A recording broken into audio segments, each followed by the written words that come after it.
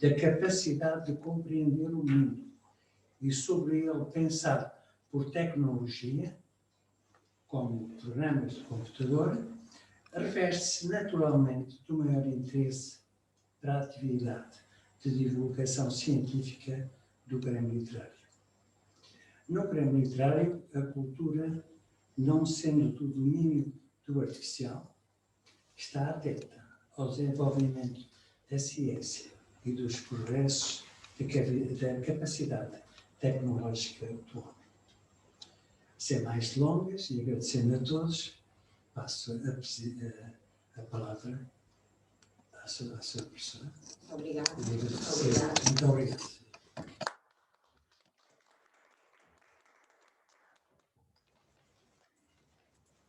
Muito boa tarde a todos. Em primeiro lugar, gostaria de agradecer ao Grêmio Literário, de facto, esta disponibilidade sempre constante nas organizações de eventos, enfim, no Economic Talks, que é este evento regular que a Ordem dos Economistas promove, em particular a Delegação Regional do Centro e Alentejo. Queria também agradecer aos oradores, ilustres oradores mesmo, tive a oportunidade de ver. Eu não sou especialista em inteligência artificial e tive o cuidado de ver, digamos, as características dos oradores e penso que as características vão potenciar certamente uma discussão muito interessante, um debate muito interessante, quer para os presentes, a quem também cumprimento, quer para quem está em casa, enfim, ou nos locais a visionar-nos através do Zoom. Portanto, queria agradecer ao Dr. Ricardo Castanheira, que nos acompanha pelo Zoom, ao Dr. Miguel Ribeiro e ao professor Arlindo Oliveira pela disponibilidade em estarem aqui hoje connosco. Como disse, eu não sou especialista em inteligência artificial, mas também li um bocadinho, quer dizer, também procurei documentar, enfim, para fazer aqui lançar alguma informação para a discussão. De facto, a inteligência artificial, se quisermos definir de uma forma simples, podemos defini-la como as máquinas que realizam tarefas de seres humanos, usando a inteligência destes para a concretização dessas tarefas, constituem ou utilizam programas informáticos e níveis de, digamos, e progresso em termos computacionais muito elevados, e estes programas informáticos, de uma forma autónoma, têm capacidade para simular o comportamento humano, baseando-se em padrões apreendidos através de uma quantidade muito, muito elevada de dados, de informação. E, portanto, é inequívoco, e isso penso que vai ficar demonstrado na nossa sessão, que a inteligência artificial entrou na sociedade, entrou na nossa vida de uma forma muito forte e vai continuar a entrar. E isto, digamos, ele entra na atividade produtiva, na forma como esta atividade se organiza, na forma como as decisões dos agentes económicos são tomadas e nos nossos comportamentos individuais. E é patente em muitas áreas, e aqui só para dar alguns exemplos, na área da saúde, na área da indústria, na área do direito, na área do sistema financeiro, nos transportes, etc.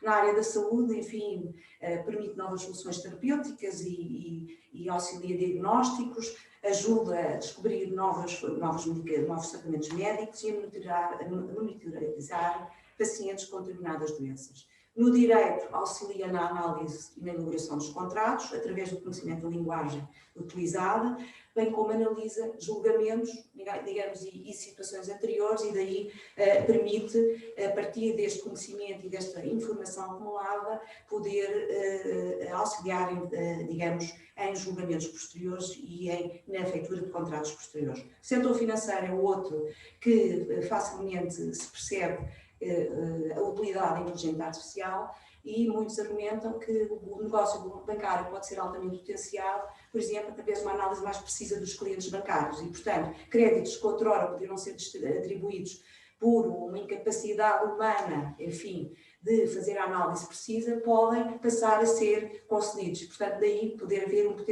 potenciação dessa atividade, como pode acontecer, digamos, créditos não serem concedidos quando, enfim, por esta fineza da apreciação. Na indústria também, e é isto claramente em várias fases do processo da cadeia de produção, com a automação, portanto, com a utilização de robôs, E para os economistas, seguramente que haverá influência também no mercado de trabalho dos economistas. E eu aqui lançava uma última questão que tem a ver com o seguinte: a inteligência artificial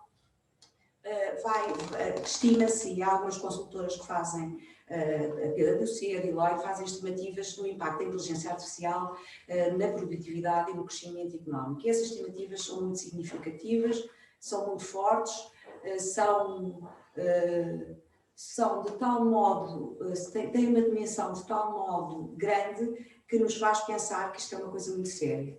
Os impactos no mercado de trabalho que é de esperar, a criação, a requalificação, a destruição de empregos e a necessidade de adaptação de fato ao trabalho. Eu penso que essa é uma consequência que, digamos, pode ser discutida e merece discussão, porque o fator trabalho está, digamos, em todos os setores da atividade económica, na saúde, no direito, na economia, na medicina, etc. E, portanto, penso que é um momento interessante para discutirmos e dou por fim esta pequena introdução e daria a palavra para já, e penso que faz sentido até pelas características, digamos, do nosso orador, o Dr. Ricardo Castanheira irá falar em primeiro lugar, que nos acompanha no Zoom, através do Zoom, especialista em tecnologias de informação, e penso pode dar aqui um apoio inicial importante, ou digamos, no pontapé de saída desta nossa sessão. E, portanto, passo-lhe a palavra para já. Muito obrigado. Eu espero que me estejam a ouvir, porque, enfim, por vezes esta interação acaba por não perceber muito bem, ou não percebermos muito bem se realmente estamos a ser ouvidos ou não, mas presumo que sim. Portanto, em primeiro lugar, agradecer o convite, um convite muito gentil que me foi dirigido pela Ordem dos Economistas, em particular pelo Dr. Miguel Fonseca, e é para mim um prazer estar aqui. Eu estou-vos a falar de Bruxelas, onde, enfim, desempenho funções na nossa representação permanente de Portugal junto da União Europeia. E queria começar precisamente por tentar dar uma resposta à pergunta que é a pergunta que tem, que é a pergunta que eu presumo que, enfim, não sei se havia um problema de som, é isso? E agora estão a ouvir melhor, talvez, não sei. É isso, ok. Bom, talvez então recomeçando para dizer que na minha exata circunstância eu estou a falar-vos de Bruxelas, onde desempenho funções na representação permanente de Portugal junto da União Europeia. E a inteligência artificial está hoje claramente, enfim, é uma das prioridades legislativas no atual ciclo político da Comissão Europeia e é também uma das prioridades da própria presidência portuguesa, porque afinal de contas a primeira iniciativa legislativa sobre a inteligência artificial acaba de ser apresentada há pouco mais de 2 meses e portanto ainda durante a nossa presidência. A presidência portuguesa decidiu naturalmente também atribuir-lhe uma prioridade e por isso nós acabamos nestes 2 meses, que é muito pouco, como se imagina, por fazer primeiras avaliações, primeiras análises àquilo que são as suas características mais importantes do ponto de vista, digamos que da própria, do articulado da proposta. E gostaria de partilhar exatamente com vocês e com a audiência algumas dessas características. Mas antes disso, tentar dar o leitmotiv desta nossa conversa é precisamente se a inteligência artificial vai acabar com os economistas. Essa é a pergunta que nos era lançada. E eu li também, inclusive, o texto que no site da Ordem dos Economistas acompanha a promoção do debate e quero dizer-vos que, enfim, eu tenho uma visão um pouco mais otimista do que aquela que transparece da promoção, que é basicamente dizer sim, a inteligência artificial pode acabar com os economistas. Eu diria que não, pode acabar é com algumas das tarefas que habitualmente ou que atualmente os economistas desempenham. E isso não apenas em relação aos economistas, como em relação a um conjunto muito amplo de profissões que as conhecemos, ou como as conhecemos até aqui. Mas isso é apenas um lado da moeda.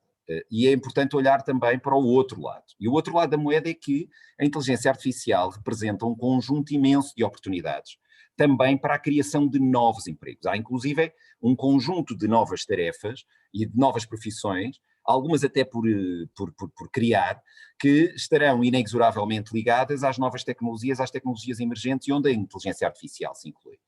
Para vos dar uma ideia do que é que estamos a falar, existe um gap atual, existe uma falta de profissionais na área das tecnologias da informação e na área digital, na União Europeia, imenso. Para terem uma ideia, nós hoje temos cerca de 7,8 milhões de profissionais da área das tecnologias da comunicação e da informação e precisamos de ter cerca de 20 milhões até ao final da década. Essa é a ambição que existe no plano da Comissão Europeia, precisamente, portanto, mais do que duplicar, quase triplicar o número de profissionais nestas áreas. E, portanto, está aqui uma oportunidade evidente. Por outro lado, também, se olharmos para as empresas, hoje, cerca de 1/4 das empresas europeias, apenas 1/4 das empresas europeias já adotou soluções de inteligência artificial. E significa que é muito pouco, e portanto isso coloca a Europa muito atrás daquilo que são os seus concorrentes económicos globais, designadamente os Estados Unidos e, enfim, e alguns países asiáticos. E portanto, aqui o objetivo é também triplicar, pelo menos chegar a 75% da adoção de inteligência artificial, digamos, nas empresas europeias.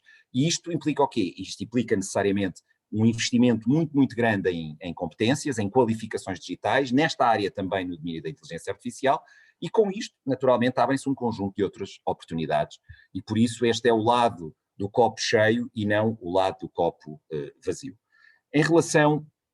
Por outro lado, em relação àquilo que é a proposta legislativa em concreto e que gostaria de partilhar, porque admito que seja ainda, enfim, não seja propriamente do conhecimento e do domínio público e do conhecimento detalhado de todos.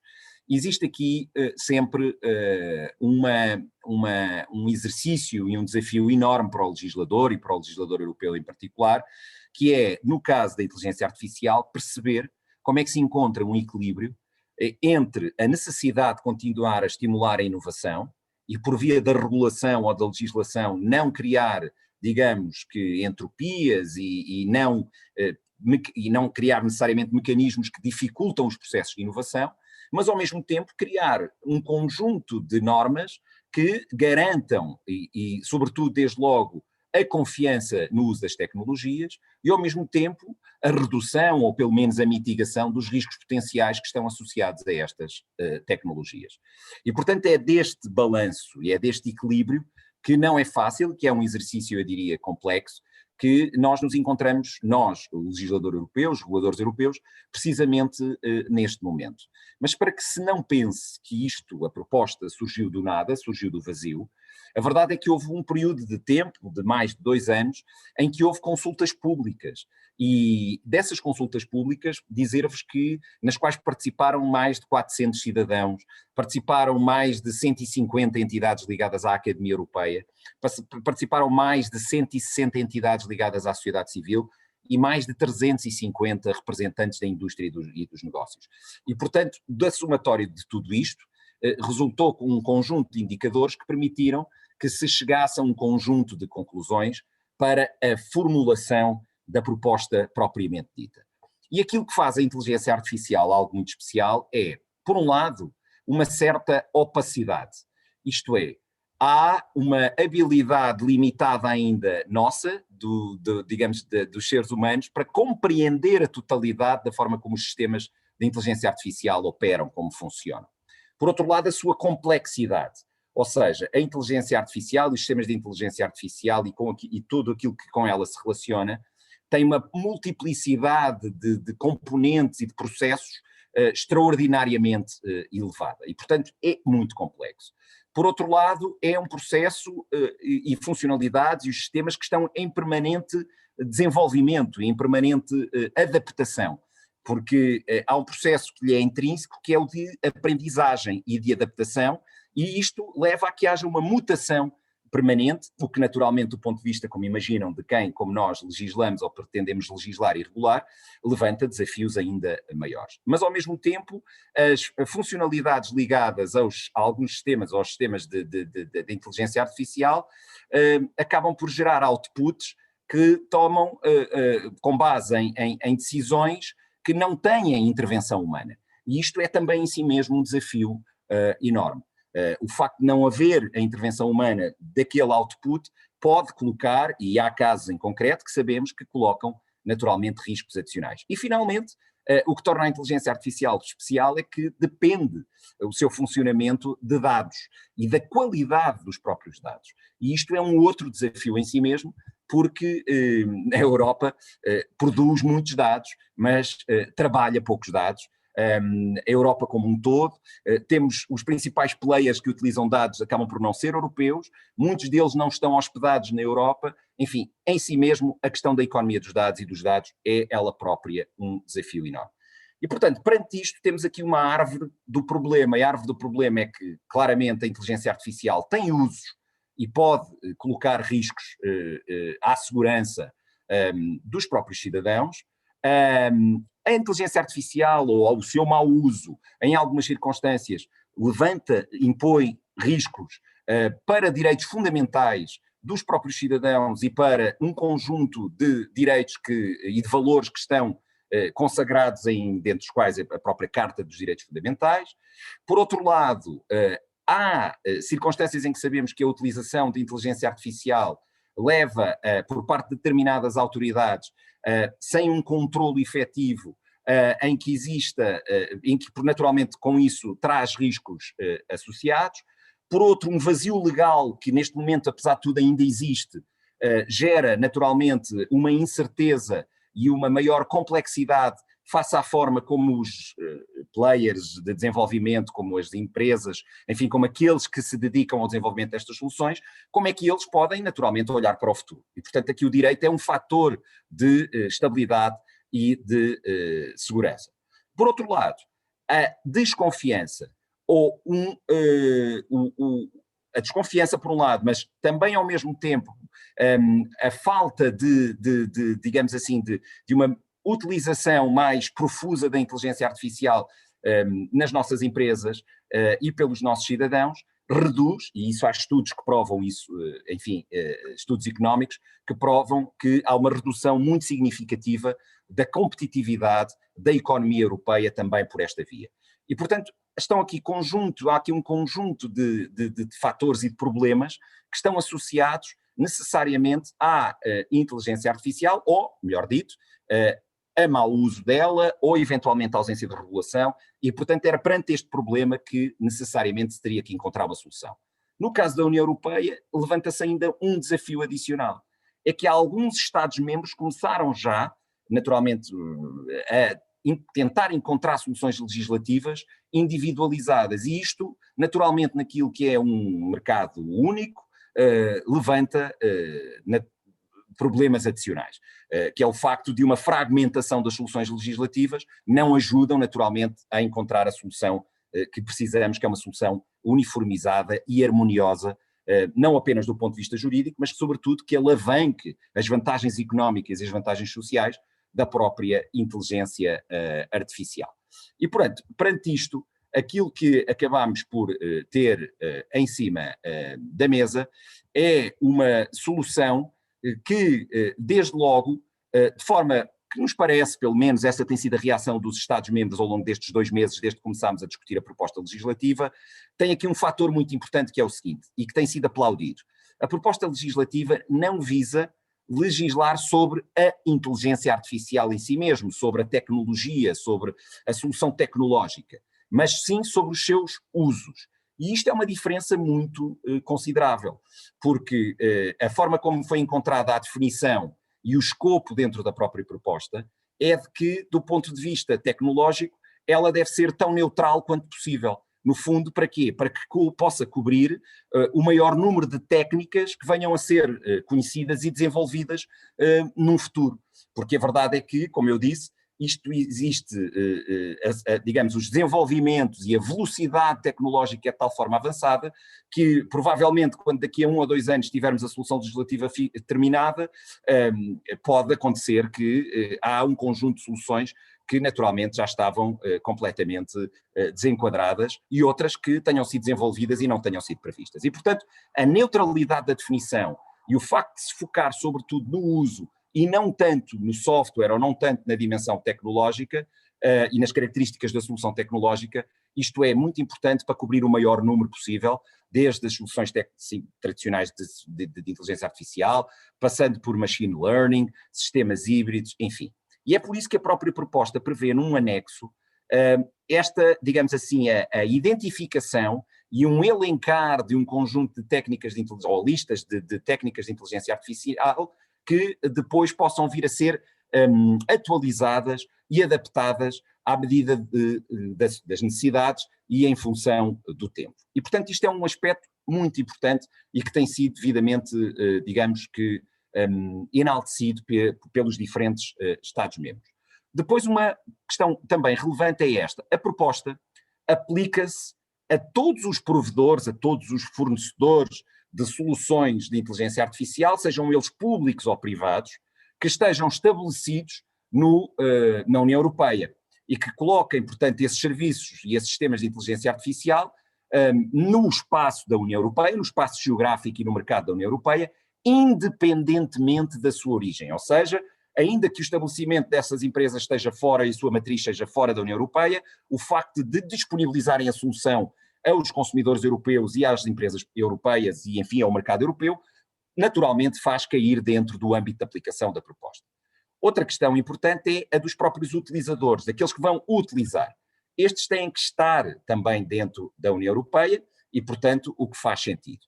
Mas depois há uma solução que é uma solução mais ou menos híbrida, que é, ainda que o próprio fornecedor ou o utilizador possa encontrar-se num Estado terceiro, num Estado não europeu, se o output produzido pelo sistema for, digamos assim, implementado e se verificar dentro do espaço da União Europeia, então também se aplica naturalmente ou se aplicam as disposições normativas que estamos agora a discutir.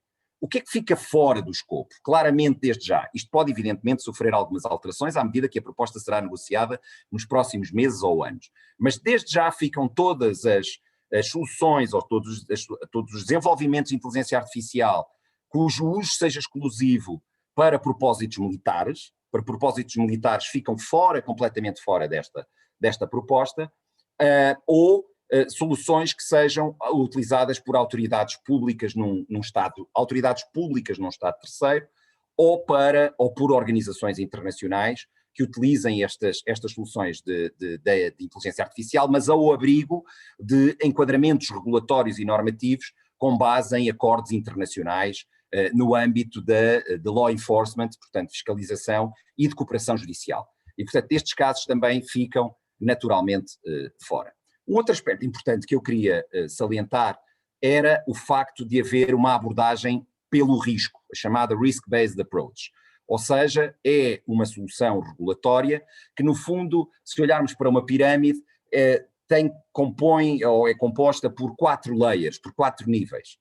Uma base onde não existem riscos ou os riscos são muito mínimos na utilização no uso da inteligência artificial, e neste caso é permitido, não há restrições e, portanto, não há aqui limitações. Depois há um outro nível em que a utilização e o uso de determinadas soluções transportam, digamos assim, têm algumas obrigações específicas que lhes estão associadas, ou seja, é permitido, mas foram desenhados um conjunto específico de obrigações, sobretudo obrigações de transparência que estão ligadas também à forma como o algoritmo é desenvolvido, inclusive depois um nível mais acima à intervenção humana, e portanto passamos para aquilo que são as chamadas utilizações ou aplicações de alto risco, que têm precisamente a ver com os 2 exemplos que foram dados na introdução desta nossa discussão. O caso de recrutamento, por exemplo, que é hoje utilizado, recrutamento para determinados empregos e que é hoje utilizado, ou no caso da área da saúde, na utilização de determinadas soluções médicas. Estas são consideradas soluções e aplicações de alto risco, de elevado risco, e, portanto, a permissão é possível desde que sejam respeitados um conjunto de requerimentos previstos de transparência e um conjunto de obrigações ex ante, ou seja, que são feitas, digamos assim, antes da própria colocação das soluções à disposição das pessoas, dos cidadãos, dos governos ou no mercado. E, portanto, é esta avaliação de conformidade ex ante que passa a ser obrigatória, é onde passa a ser também obrigatória uma intervenção humana no controle do processo produtivo, antes de ser colocado e antes de ser disponibilizado. Precisamente para mitigar o mais possível, reduzir o mais possível a existência de vieses e a existência de, digamos, pré-conceitos que a própria tecnologia, pelo seu uso e pela sua, digamos, característica, acabou por utilizar. Finalmente, há um conjunto de situações em que existe uma proibição total da sua utilização. E o caso destas proibições, objetivamente, são aquelas, e vou dar o exemplo, no caso que na China passou a ser comum, que é o chamado social scoring, não é? Portanto, são os casos em que os cidadãos, em função dos seus comportamentos, adquirem créditos sociais e que isso lhes permite ou não fazer e ter determinado tipo de comportamentos, desde viajar à obtenção de um passaporte, enfim. Este tipo de situações são absolutamente inaceitáveis e, portanto, passarão a estar completamente proibidos. Enfim, em relação à parte que é aquilo que naturalmente mais importa e que maior atenção está neste momento a atrair do ponto de vista dos, digamos, dos diferentes intervenientes nesta discussão, são sobretudo as soluções de alto risco. E nestas, como eu disse, houve duas fórmulas. Uma, obrigações ou novas obrigações de mais transparência para os sistemas de inteligência artificial, onde, por exemplo, um ser humano, um cidadão, tem que ser notificado de que está a interagir com o sistema de inteligência artificial, a menos que isso seja absolutamente evidente, o que muitas vezes nós, hoje em dia, já achamos que estamos a falar com uma pessoa e, na verdade, estamos a falar com uma máquina, e, portanto, nesses casos concretos tem que passar a ser obrigatória essa identificação, a menos que seja por demais evidente, ou que estejamos perante um caso que tenha uma dimensão, digamos assim, de persecução criminal, que esteja em causa processos de investigação, de segurança pública, e que nestes casos concretos, então, porque naturalmente estamos num âmbito muito específico, não é, obviamente, necessário essa prévia notificação ou essa informação. Por outro lado, também, passa a haver obrigações, no caso específico de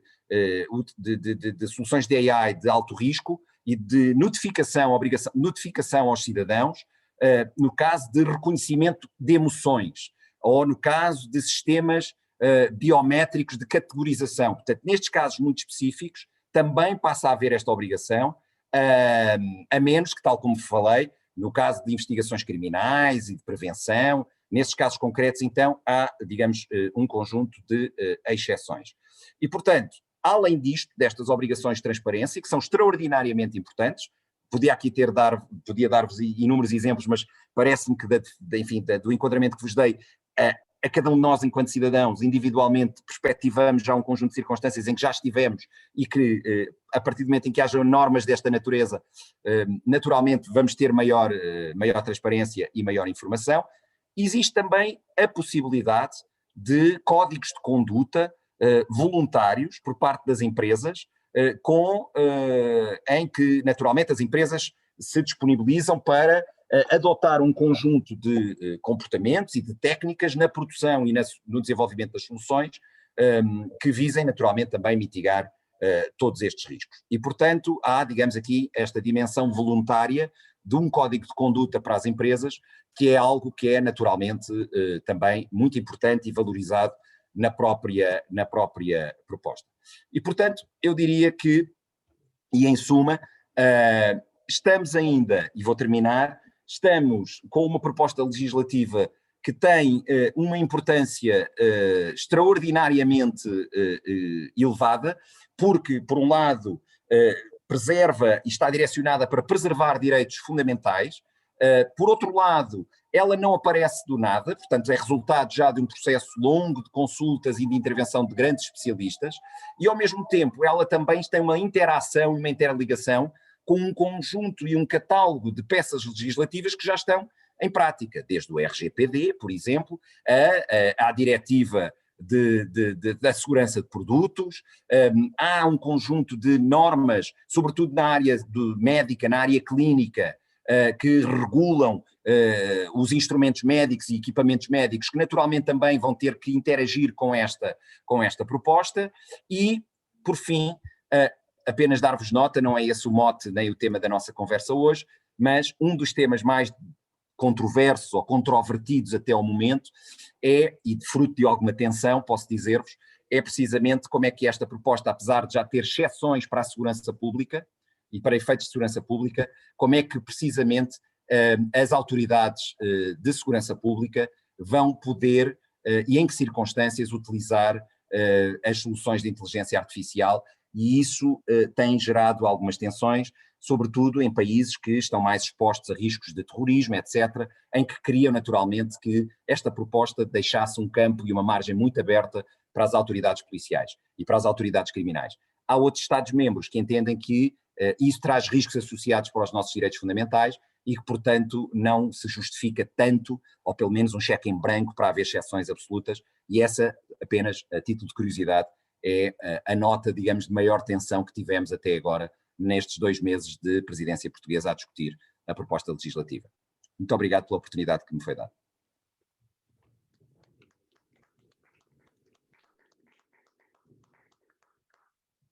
Muito obrigada, foi uma interação muito interessante, com os aspectos da natureza regulatórios e legais. Eu não estabeleci aqui à partida uma ordem para os próximos convidados falarem, portanto, vou pôr o meu colega professor para o último plano e dar aqui a palavra ao Dr. Miguel Ribeiro, é aqui na solidariedade académica, e, portanto, ia dar a palavra então.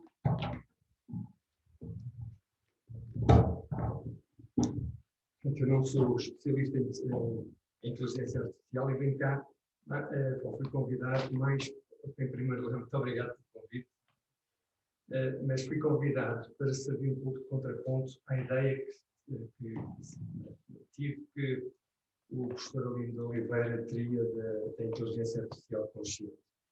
E, por outro, em relação ao professor Castanheira, o facto de eu estou mais, vou apresentar mais a versão do copo vazio. Portanto, a inteligência artificial tem 3 graus, a limitada à inteligência artificial fraca, é a que existe atualmente e lida exclusivamente com um domínio específico, por exemplo, o mercado de ações, interpretação de algoritmias. A inteligência geral, ou forte, em que a máquina tem um desempenho intelectual equivalente ao humano e com a mesma versatilidade, portanto não está limitada a um domínio específico. E a superinteligência artificial, em que a capacidade dos computadores ultrapassa a humana. Além de computadores potentes e um domínio específico, por exemplo, de xadrez, ou segundo empréstimos, os ingredientes da inteligência artificial são, por um lado, algoritmos e, por outro, uma enorme quantidade de informação relevante ao domínio em questão. É o que permite a otimização da tomada de decisão.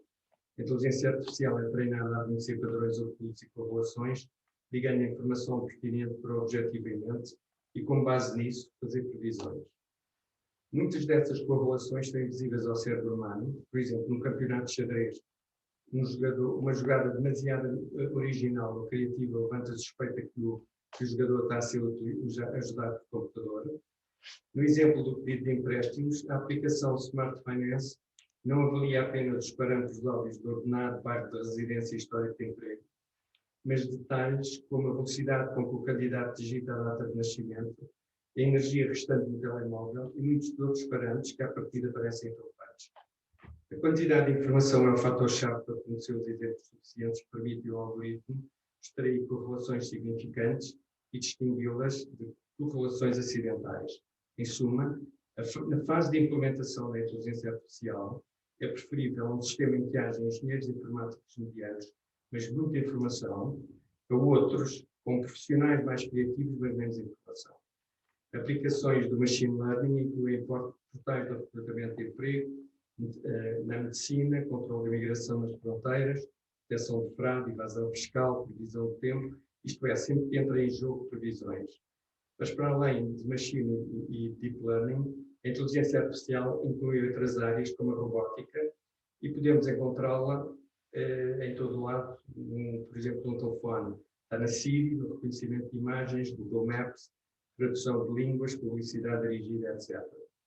O mundo digital está a integrar-se no real a um ritmo cada vez mais rápido. HOMO designa online, merge offline, inclui o uso da inteligência artificial na educação, nos carros autopilotados, hospitais, casas, etc. O passo seguinte é o Spatial Computing do futuro. Há um mapa digital da casa com todos os objetos. Sensores e aparelhos que controlam esses objetos fazem com que tudo reaja à medida que o indivíduo passa de umas divisões para as outras. A cadeira de rodas abranda quando o cão passa à frente, a máquina de café responde ao comando de voz, o frigorífico mostra a lista de artigos em falta, a mesa afasta-se do frigorífico ou do fogão para permitir o acesso, depois volta ao lugar habitual para ser usada. O chão envia alarme em caso de queda do idoso, etc.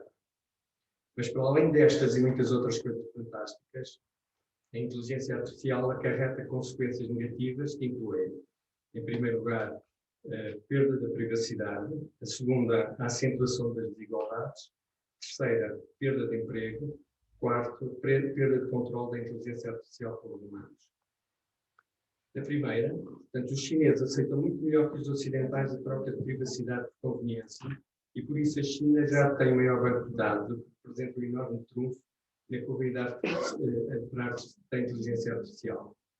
O WeChat é uma aplicação chinesa apelidada por Kai Fu Li, canivete suíço digital da vida moderna.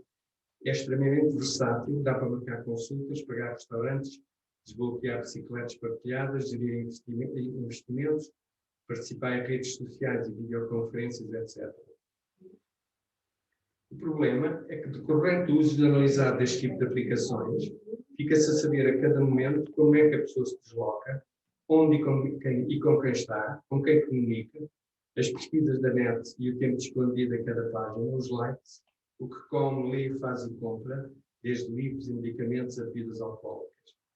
Para além desta forma de controle, há a acrescentar a informação de sensores que nos veem e que nas cidades inteligentes do futuro também nos ouvirão, a inteligência artificial de percepção, e ainda a internet das coisas. A consequência é um acervo de dados que permite que algoritmos venham a ter um conhecimento sobre nós próprios mais profundo do que o que tem o próprio código e cujas recomendações cada vez mais nos habituaremos a seguir.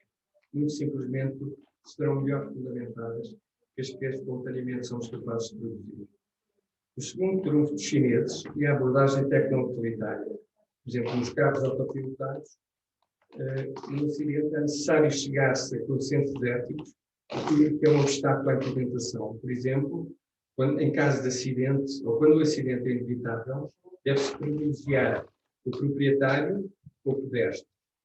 Por outro lado, na China, uma vez que se conclua que a sociedade beneficia, reduzem-se os acidentes e mortes, é tudo o que é preciso e depois lida-se com as complicações gerais do caso individual.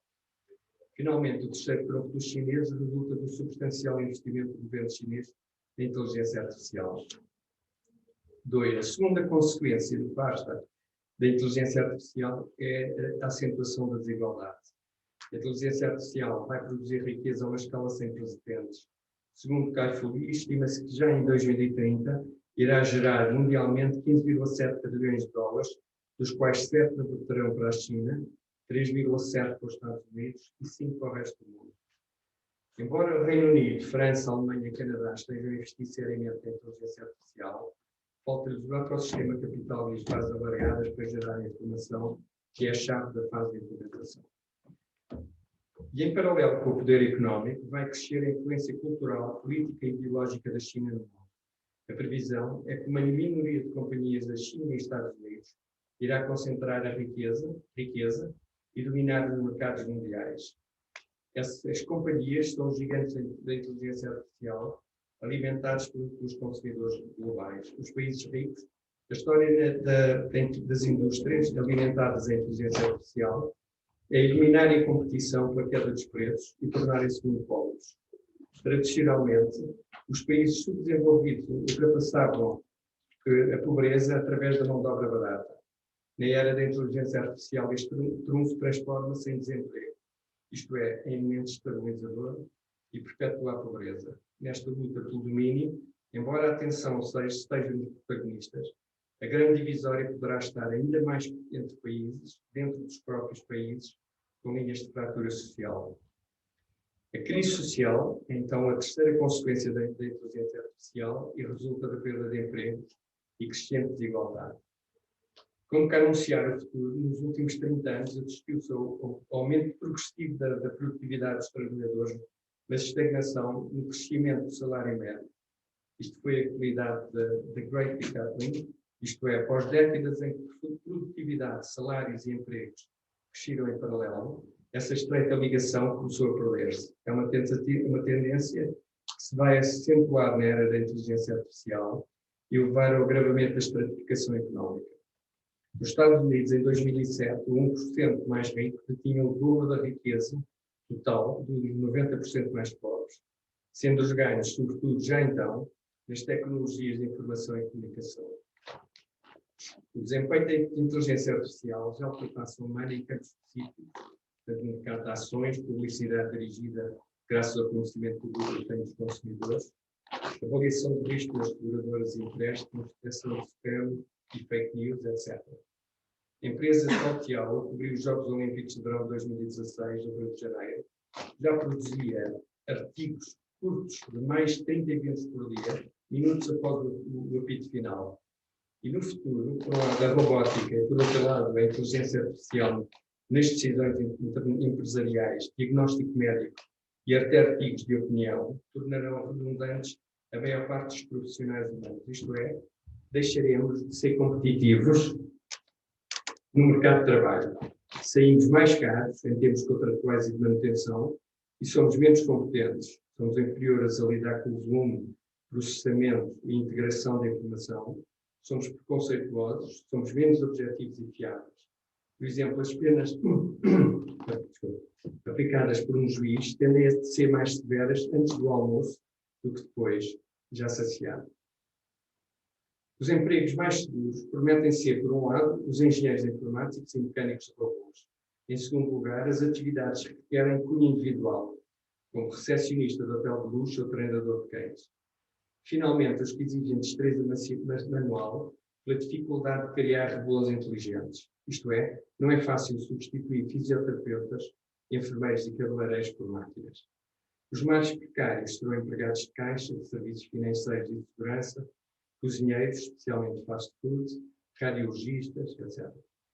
Prevê-se que em 2030, cerca de 30% das atividades poderão estar automatizadas, mas apenas 14% dos trabalhadores perderão os seus empregos. Embora um acréscimo de 14% já seja substancial em termos de desemprego, estas previsões são provavelmente conservadoras por contabilizarem perdas de emprego numa base de 1 para 1. Por exemplo, um conjunto de operários substituídos por uma máquina numa fábrica em que algumas atividades onde os humanos não são facilmente dispensáveis.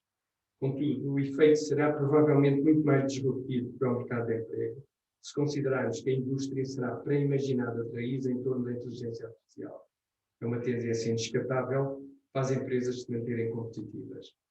Mas, para além do problema económico, há a questão existencial do sentimento de autovalorização, de falta de préstimo, das legiões de desempregados afastados dos locais de trabalho pelas máquinas inteligentes. E, com isso, a crise pessoal, de perda de sentido da relevância e de propósito da vida. Em suma, apesar da riqueza gerada, a inteligência artificial tem o potencial de abalar as fundações dos mercados de trabalho, economia e sociedade e criar uma nova crise no significado de sermos humanos, o sentimento de sermos obsoletos. Finalmente, a questão dos humanos perderem o controle sobre as máquinas. A inteligência artificial geral ou forte vai requerer toda uma série de inovações científicas fundacionais para ultrapassar os constrangimentos que sofrem os programas de inteligência artificial limitada que usamos hoje, investiu numa panóplia de novas capacidades que incluem a aprendizagem de múltiplos domínios, a aprendizagem independente de domínio, compreensão de línguas naturais, senso comum, raciocínio, aprendizagem a partir de poucos exemplos. O passo seguinte, robôs emocionalmente inteligentes, pode requerer autoconsciência, humor, empatia e a apreciação da beleza. Cada destas etapas ou funcionalidades representa um obstáculo qualitativo, pelo menos à escala do deep learning. E a inteligência artificial geral significa ultrapassar todos estes obstáculos. Compare-se com a inteligência artificial limitada que temos hoje, que não faz mais previsões a partir das calculações que detecta. Contudo, com o crescimento exponencial das tecnologias da informação, acelerado pelo progressivo conhecimento sobre o funcionamento do cérebro humano, os projetos Brain Human Brain Project vão certamente potenciar esse conhecimento. Muitos teóricos acham que a superinteligência artificial está ao virar da esquerda. Por exemplo, Ray Kurzweil pensa que a inteligência artificial geral será alcançada já em 2029 e a singularidade em 2045. Portanto, é a subtileza e versatilidade da inteligência humana em todos os campos e vertentes e com uma muito maior capacidade de processamento. Reparem que um neurónio dispara 200 vezes por segundo, enquanto que um chip 1 milhar de milhões de vezes por segundo.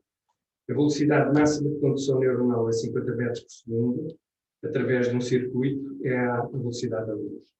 O crescimento do cérebro está limitado pelo crânio, uma máquina de inteligência pode crescer. Além disso, a inteligência artificial tem acesso a toda a informação do mundo com a capacidade acima. Estas máquinas serão progenitoras de sucessivas gerações de máquinas inteligentes cada vez mais sofisticadas, numa evolução fulgurante em contraste com a biológica a passo de caracol. Isto levanta 2 tipos de preocupação. O primeiro é que, mesmo que não se tornem conscientes, há um enorme grau de imprevisibilidade devido à potencial perda de controle. É que, mesmo a inteligência artificial limitada, as operações são tão complicadas que transformam a inteligência artificial, especialmente a que se passa a nível das redes neuronais do Deep Learning, numa impenetrável caixa negra. Esta complexidade dificulta a detecção não só de erros, mas também de enviesamento, quer resultem acidentalmente dessas operações ou sejam deliberadamente introduzidas. Por exemplo, a possibilidade de bias por género, raça ou orientação sexual num centro de recrutamento de emprego. Isto porque, mesmo que esses parâmetros não façam parte do questionário, a inteligência artificial pode ser capaz de os deduzir. Reparem que a norma será seguirmos as recomendações dos algoritmos sem os questionar, porque olhadas como fidedignas e imparciais. Outra preocupação, ainda na inteligência artificial limitada, é o ser pirateada. Por exemplo, o hacker pode provocar o acidente do carro autopilotado ou sabotar o processo de decisão por algoritmos, em que aprendemos cegamente a confiar e seguir. Aqui, incluindo, eventualmente, talvez ficção científica ou diretamente da própria mente humana. Mas o Cambridge Analytics deu-nos um pequeno sabor desse potencial. Por outro lado, ciclos de automelhoria dos algoritmos podem produzir sistemas que ultrapassem tão largamente a nossa inteligência que, mesmo na busca de objetivos inocentes, a inteligência artificial poderá ser arrasadora. A caricatura clássica é: pede-se à inteligência artificial para resolver o problema do aquecimento global e ele extermina a espécie humana. E claro, a inteligência artificial confere poderio enorme a quem a tiver e o uso não amigável tem potencial destrutivo e inimaginável. Finalmente, ao problema das máquinas conscientes e com vontade própria. À primeira vista, todo este cenário nos parece aterrador porque, quando revemos a nossa ascensão no mundo biológico, o que constatamos é que, desde a domesticação de animais e plantas ao controle da natureza para extrair energia ou riqueza, tudo aconteceu graças à nossa superioridade cognitiva. Portanto, é legítimo interrogar-nos sobre o que nos acontecerá quando as máquinas se tornarem mais inteligentes que nós. Mas há uma nuance. Será que podemos dizer que o C. elegans, de um limpo de 350 neurónios, nós temos cerca de 100 milhares de milhões, é menos inteligente que um supercomputador? E a resposta é não, porque este verbo tem conhecimento inato do universo de interação, no nicho que ocupa, e dispõe de um conjunto de estratégias que permite florescer e proliferar nesse nicho. Pelo contrário, apesar da inteligência artificial em robôs cada vez melhor simulam a aparência e capacidade humanas, elas de facto não sabem o que estão a fazer. Não percebem a informação que maquinalmente processam. Portanto, o que é então o que confere understanding? A resposta é a consciência. A IIT, a Teoria de Informação Integrada, criada por Júlio Tononi, ajuda a eliminar a questão através de uma forma de detectar a consciência. Evidentemente, o C. elegans é consciente e a inteligência artificial não. Os seres vivos estão governados por um sistema algorítmico que avalia as circunstâncias e valida e compele comportamentos face à complexidade de todo e cada contexto da vida real, tendo em conta as variedades em competição e centrado na sobrevivência.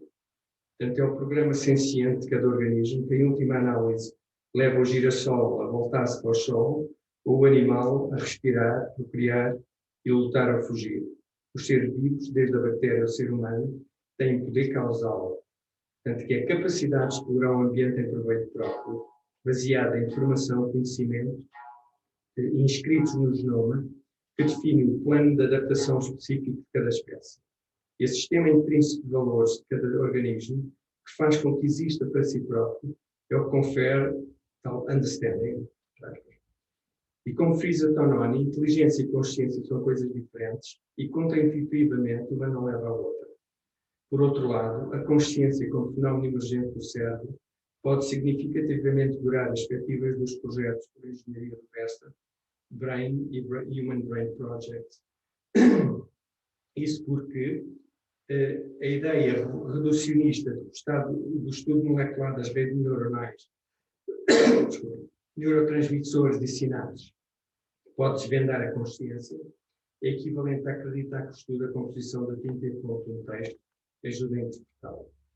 A questão, portanto, vai ser se as máquinas de inteligência artificial vão continuar subordinadas aos humanos, apesar das premissas de cima, ou se, pelo contrário, se vão tornar conscientes e, com isso, independentes e com aspirações e sistemas de valores próprios. Esta é a superinteligência artificial e a causa dos nossos maiores pesadelos, a possibilidade de máquinas que cognitivamente estarão para nós como nós para formigas e nos exterminarão.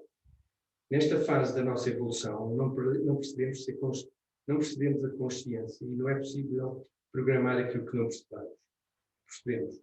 Não é possível programar poder causal. E é aqui que entra o componente ideológico, também traz. Por um lado, alguns filósofos e teóricos da inteligência artificial, baseados na evolução de sistemas naturais e assumindo que a organização espontânea é uma propriedade intrínseca da natureza e permite saltos evolutivos qualitativos, como o átomo a partir de partículas ou a vida a partir de química inerte,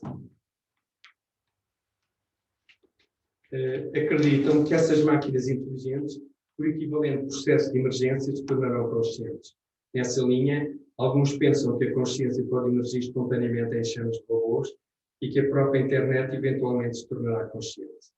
Por outro lado, segundo a perspectiva determinista da hipótese do programa formulada no meu livro, os saltos qualitativos são impossíveis pelo acaso e estão programados, o que à primeira vista pode parecer fazer desaparecer o espectro das máquinas de superinteligência com a vontade própria que paira sobre nós. Isto porque, depois do universo com consciência, não faz sentido abdicar-se dela pelo extraordinário enriquecimento que imprime este jogo. Mas a questão não é linear, porque não é impossível que estejamos programados para programar-nos a consciência. Porque o plausível na hipótese do programa é a evolução da mesma maneira que evoluímos da Terra com um pedregulho incandescente com uma Terra viva, da Terra de Gaia. Portanto, aqui, por extrapolação, é para um universo livre do futuro. E a vida biológica é completamente desajustada para viagens interestelares, um componente essencial dessa tese. Portanto, o que significa que, a menos que a tecnologia opere uma drástica transformação do ser humano e da sua hibridização com máquinas, poderemos estar destinados, ou melhor, programados para o derradeiro sacrifício de criar as máquinas conscientes que realizarão a aventura espacial e não a sua própria extinção. Obrigado.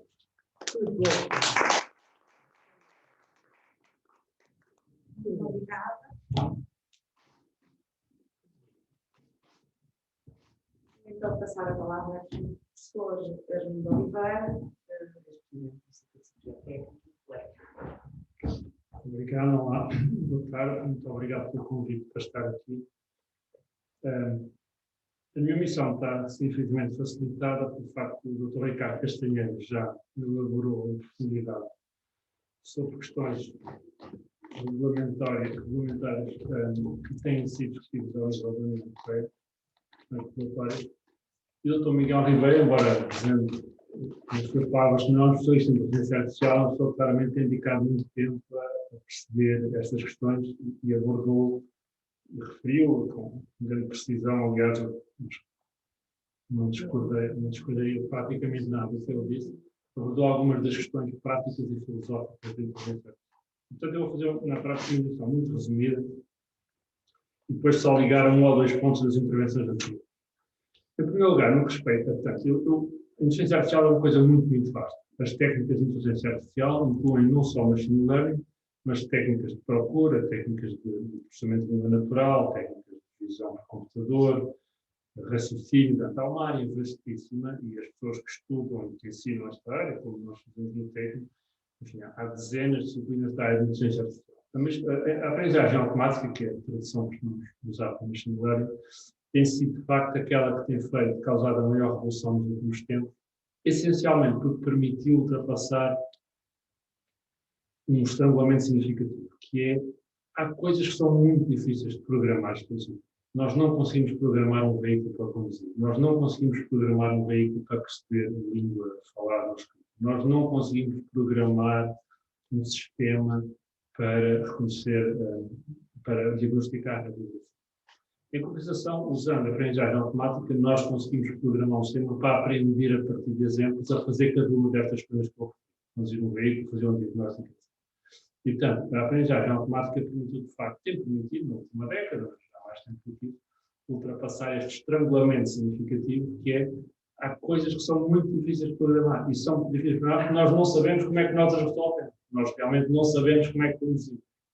Quer dizer, pelo menos não a partir do nível da imagem que vemos na frente do carro para a decisão que tomamos sobre o conceito. E, portanto, a inteligência artificial é tão vasta, eu costumo organizar, quando eu sonhar sobre isto, em 3 grandes. A área de Data Science, ou da ciência de dados, que basicamente se resume a colecionar, organizar e explorar dados de forma deles extrair valor. E, de facto, é uma área muito vasta, muito importante, porque as grandes empresas deste mundo, os Facebooks, as Google, mas também as Apple, as Tencent, a Alibaba, a Amazon, todas elas vivem basicamente, vivem de organizar, revender, essencialmente, explorar a informação que nós damos quando fazemos uma pesquisa no Google, quando estamos numa rede social ou quando recebemos um e-mail no Gmail. Portanto, toda esta área da ciência de dados, que aliás levanta uma série de problemas que já foram aqui referidos, o problema da privacidade. A privacidade que temos neste momento, se usarmos a internet, é muito ilusória, porque existem modelos dos nossos interesses, das nossas preferências, estão guardados em todo lado, não é? Estão guardados no Google, nas redes sociais, mas também estão guardados nos telemóveis, por onde andamos, etc. Portanto, cria problemas sérios de privacidade, que aliás a União Europeia endereçou de diversas formas, mas em particular através de uma coisa que vocês conhecem, que é o Regulamento Geral da Proteção. Depois também levanta questões de criação de bolhas de percepção e de radicalização de opiniões. Uma vez que a informação que nos chega é adaptada ao que nós gostamos de ver, o que acontece é que nenhum de nós vê exatamente a mesma informação. E a radicalização que nós observamos nos Estados Unidos, onde 70 milhões de pessoas estão convencidas que a última eleição foi roubada, ou a radicalização que se observou no Reino Unido com a discussão do Brexit, ou em menor grau, mas apesar de tudo sério, as opiniões radicalmente opostas que vocês veem hoje sobre a pandemia. Temos de ter um consenso mais ou menos sobre o que é a pandemia, quão grave é a pandemia, e se virem, temos que encontrar uma radicalização total das opiniões sobre a pandemia. Tudo isto é causado essencialmente por causa disto, é que as pessoas veem informações diferentes. As pessoas que acreditam que aquilo é um vírus mortal, a pior coisa que aconteceu à humanidade nos últimos 500 anos, só leem notícias e feeds das redes. As pessoas, os negacionistas, que acham que isto aqui é tudo uma grande aldrabice, só veem notícias de que é tudo uma grande aldrabice. E, portanto, eu acho que há aqui um risco grande na ciência de dados, ao dar a cada um de nós informação que lhe interessa, e da maneira mais próxima do que vê, acho que causa aqui um problema grande, uma ameaça à democracia e uma falha de diálogo, que já foram aqui referidos. Depois há uma segunda grande área, a primeira que lembra a ciência de dados, que é a possibilidade de automatizar muitas funções que são normalmente desempenhadas por seres humanos. É aqui que entra a produção automática, é aqui que entra o desempenho de tarefas, por exemplo, legais por juízes, análise de contratos, análise de patentes, etc. Neste momento há muitos programas que começam a fazer isso. É aqui que entra o diagnóstico médico a partir de imagem médica, etc. É aqui que entra os assistentes pessoais, as CIVs, as part-times, etc. E muitas outras funções específicas que, de facto, como foi aqui muito bem referido, são funções muito específicas. O sistema que faz diagnóstico médico a partir de uma ressonância magnética não sabe fazer mais nada. Nem para dizer a verdade percebe que está a fazer diagnóstico médico. Ele simplesmente pega numa ressonância, faz uma análise essencialmente estatística e calcula qual é a probabilidade da pessoa ter um cancro. Como um sistema que conduz um automóvel não tem noção que está a conduzir um automóvel, está simplesmente, aliás, não tem noção de nada, está simplesmente a atuar os pedais e o guiador face aos seus entradas. Mas a verdade é que esta substituição de funções específicas tem, apesar de tudo, um valor económico significativo e que se vai, obviamente, aumentar à medida que forem mais eficazes nestas tarefas. À medida que conduzirem melhor o veículo, à medida que conduzirem melhor nos aviões, já não sabemos ter pilotos nos aviões, não vão lá fazer nada. Nós gostamos de ter pilotos nos aviões. Não há nenhuma razão para haver um piloto no avião. Isto aqui levanta questões aqui que também, de facto, já foram aqui referidas. A questão de, será que vamos continuar numa situação essencialmente de pleno emprego, onde o desemprego é residual? Ou será que, pelo contrário, vai haver uma fração cada vez maior de pessoas que simplesmente não terão as competências suficientes para serem mais competitivos com o empregador do que o sistema automóvel? Seja numa linha de fabrico, seja na condução do veículo, seja na resposta no call center. Quer dizer, é fácil imaginar uma situação onde uma fração significativa da população não terá as competências para ser economicamente mais eficaz do que o sistema. E isto levanta outras questões, por outro lado, a questão do enviesamento, a questão dos enviesamentos, que basicamente estes sistemas que tomam decisões, seja em tribunais, seja de contratação, de reproduzirem enviesamentos que realmente já existiam nas bases de dados, como foram treinados, mas agora fazem de maneira automática. E também há algumas questões de segurança do ponto de vista de safety. Não é? Quer dizer, um carro autónomo, é bom que a gente tenha muita confiança no carro autónomo para se pôr lá dentro, porque há sempre uma pequena probabilidade de tudo correr mal, uma vez como eu disse, ele não sabe o que está a fazer. Provavelmente conduz melhor do que qualquer ser humano, mas não sabe o que é que está a fazer. Essa é a verdade dos factos, pelo menos com a tecnologia tal como temos.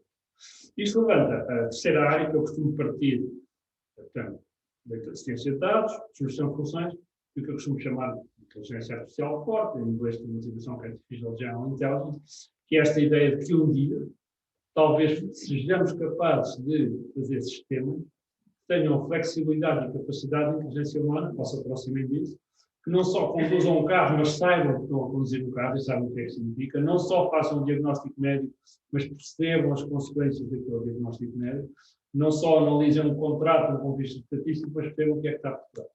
Devo dizer que nós não sabemos se alguma vez vamos ser capazes de construir isso. Nós simplesmente não temos ideia de como é que se avança por isso. Eu costumo dar a comparação, não é como pôr pessoas em Marte. Nós sabemos o que é preciso para pôr pessoas em Marte. É muito difícil, não é? Muito caro, tão muito grande, não sei, complicações, mas nós sabemos, porque temos a física que está por trás, sabemos o conhecimento que está por trás, temos pessoas em Marte, ou por outro planeta qualquer. Este caso de fazer um sistema de inteligência artificial forte, que presumivelmente, como Alan Turing argumentou em 1950, na prática exige que o sistema tenha alguma forma de consciência, nós não sabemos como chegar. Isto até pode ser uma boa coisa, face ao que vemos aqui, né? Até pode ser bom que a gente não saiba como fazer isso. Por outro lado, não sabemos como fazê-lo hoje, duvido que daqui a 10 anos saibamos, mas a verdade é que nem eu, nem acho que ninguém possa dizer que daqui a 50 anos vamos continuar a não saber. Pode ser que nunca saibamos, não é? Pode ser que nunca saibamos.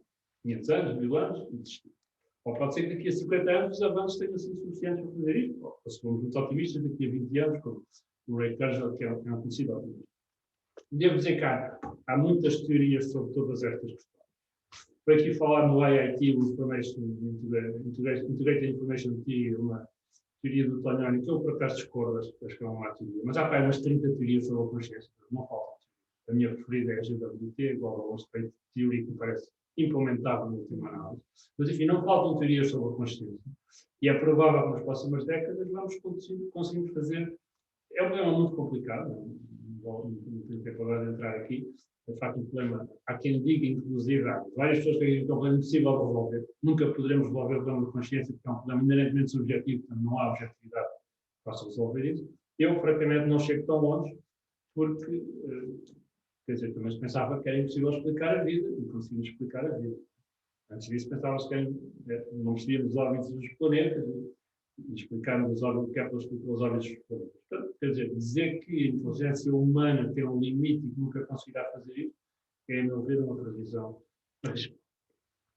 E com isto, eu descia aqui um bocadinho à Terra, só para falar 2 minutos sobre a questão do Artificial Intelligence Act, que é a peça legislativa que o Dr. Ricardo Castanheira se referiu, e que foi posta à discussão há cerca de 2 meses, e que de facto vem na sequência de uma série de documentos que foram referidos, inclusive um white paper branco, que foi publicado em 2020. Curiosamente, eu gostei mais do white paper do que do Artificial Intelligence Act. Não sei se o Dr. Ricardo Castanheira me está a ouvir. Parece que sim. Eu acho que o white paper tinha um balanço, que me parecia positivo, entre duas objetivos. O desenvolvimento de um ecossistema de confiança, não é? Onde os riscos fossem limitados, onde houvessem garantias, muitas das que agora foram passadas no Artificial Intelligence Act, e tinha um segundo objetivo, que era criar um ecossistema de excelência, ou seja, garantir que a Europa era competitiva a nível internacional nesta área de inteligência artificial. Eu, francamente, acho que o OIAE esqueceu praticamente este segundo objetivo. Em 130 páginas de texto, há 2 parágrafos relativos ao ecossistema de excelência. As outras 129 páginas são, de facto, dedicadas ao ecossistema de confiança, que foi aqui muito bem descrito. Eu acho que é um passo em frente interessante. Tenho pena que não se tenha, talvez tenha sido difícil escrever, eu sei, mas tenho pena que não se dê um peso significativo à importância de que a Europa seja competitiva a nível internacional com os Estados Unidos e com a China, no respeito à capacidade de desenvolver sistemas. Bem percebo que estas duas coisas estão um bocadinho at odds, não é? Em oposição uma com a outra, quer dizer, se nós temos muitas garantias, é mais difícil ser competitivo no desenvolvimento de protótipos. A China optou pela outra questão, a China não dá garantias nenhumas, mas a prevenção desenvolve sistemas com uma enorme velocidade. Portanto, eu acho que o Artificial Intelligence Act, que está para discussão, é um bom primeiro passo. Acho que peca um pouco por não ter dado suficiente atenção à questão do que é necessário para desenvolver um ecossistema de excelência. Enfim, poder-se dizer que isso há pela via do financiamento, mas já está lá. Mas, de qualquer maneira, é um documento que coloca a Europa no mapa da regulamentação da inteligência artificial. Uma área, com isto vou terminar, então, para não ler mais do que queria, uma área que é muito importante por causa da seguinte característica da inteligência artificial. A inteligência artificial é uma tecnologia de uso geral. Então, foi comparada à eletricidade. A eletricidade é uma tecnologia de uso geral. Quando a eletricidade foi inventada, não se sabia que íamos ter eletricidade em todo lado. Não sabia que íamos ter iluminação, transportes, e telecomunicações, e motores, e automação, e computadores, e mais não sei quantas coisas. Nós não conseguiríamos viver sem eletricidade hoje. Mas quando ela foi inventada, não era assim. Ela foi inventada basicamente para tentar substituir o motor a vapor. Pensava que era para o motor. Depois chegou-se à luz, mas estamos muito para a luz. A inteligência artificial, tal como a inteligência natural, é uma tecnologia de uso geral. Vocês reconhecerão, concordaram comigo que a inteligência é uma coisa bastante útil em muitas atividades humanas. E a inteligência artificial, à medida que se for aproximando, ainda que na versão específica, versão limitada, como foi aqui dito, à medida que se vai aproximando da capacidade humana, vai seguramente ter muitas atividades. Portanto, vai ser importante na economia. No fim, não vai, como eu já expliquei, não vai tornar os economistas redundantes tão cedo, não vai tornar muitas das posições redundantes tão cedo, mas vai, de facto, como também já foi dito, alterar os equilíbrios, a meu ver, eliminar muitas das tarefas repetitivas. Imagina, estar no call center. Deve ser as funções mais aborrecidas que existem. Não é? Estar ali a atender o telefone e explicar como é que se faz um reboot do computador. Portanto, vai, certeza, substituir grande parte das tarefas altamente repetitivas que neste momento são desempenhadas por seres humanos, e nesse processo vai ser uma tecnologia de uso geral que vai alterar profundamente as relações de forças dentro do sistema económico, e vai alterar profundamente as relações dominantes. Já alterou, quer dizer, as maiores empresas do mundo neste momento são empresas de tecnologia de informação. Há 20 anos não era assim. Já alterou e vai continuar a alterar. Quais serão as revoluções dos próximos 20 anos? Gostava muito de saber, para comprar ações dessas empresas e talvez tentar criar uma delas, mas de facto é muito difícil prever a evolução. Mesmo para quem trabalha na área como eu, é muito difícil prever. Devo dizer que todas as semanas são publicadas centenas de artigos sobre novos avanços, novas arquiteturas, uns mais triviais, outros mais revolucionários, mas a verdade é que há avanços, por exemplo, aquele sistema que aprendeu a jogar Go por si só e por os campeões do mundo, uma coisa chamada os Transformers, que agora se traduziu no GPT-3, que é um sistema que percebe, enfim, ele não percebe, mas imita tão bem que parece que percebe a linguagem, e se vocês me perguntarem, eu respondo como se fosse uma pessoa. E, portanto, de volta e meia, há, de facto, estas transformações revolucionárias que podem ocorrer de um momento para o outro, nós não sabemos onde é que é a próxima inovação. Daí que eu seja, por um lado, realmente otimista relativamente à evolução da inteligência artificial e das suas aplicações, por outro lado, muito conservador relativamente à nossa capacidade de virmos a dar o salto, que foi referido, que é dar o salto da inteligência artificial específica, só por si, muito útil, devo dizer, para a inteligência artificial geral, que de facto levanta um conjunto de novos desafios, quer dizer, se não é um sistema que seja, tenha consciência, terá direitos, não é? Tem um direito à vida, iremos aprovar, se a União Europeia irá daqui a uns tempos aprovar a Carta dos Direitos das Máquinas, talvez, não é? Aqui há uns anos o Parlamento mandou uma proposta que a Comissão depois mandou para o lixo, mas de facto é difícil prever o que é que vai acontecer daqui a 10 ou 20 anos numa área que evolui tão rapidamente.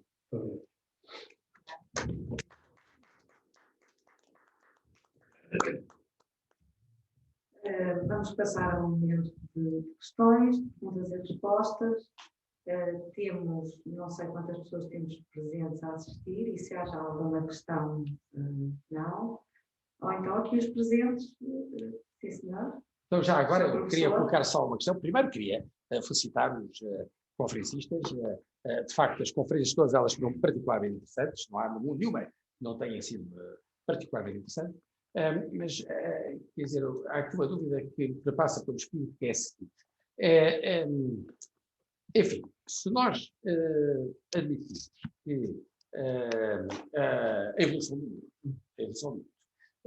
mundo é obra do acaso, por fruto de determinadas circunstâncias, quer dizer, uma série de coincidências que ocorreram ao longo do processo histórico, não é?